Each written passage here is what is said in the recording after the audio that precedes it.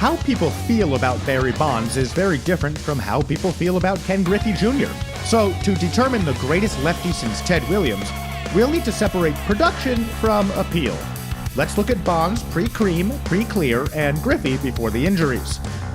For the decade of seasons spanning 1989 through 98, Bonds was a rare breed of power and precision.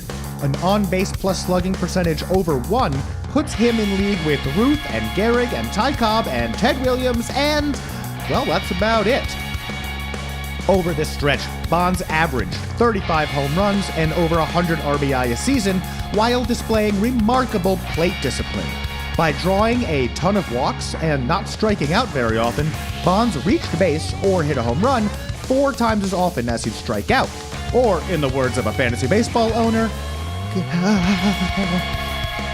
it's with numbers like that it's no surprise he won 3 NL MVPs and was only the second player ever to hit 40 home runs and steal 40 bases in a season. And his play in left earned him 8 Gold Gloves in 10 seasons. Bonds was on his way to potentially becoming the GOAT before, Then we've got the kid, Ken Griffey Jr.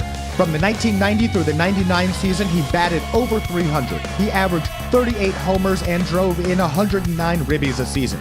You'll notice we've got his home run stats highlighted here. We'll come back to that in a second.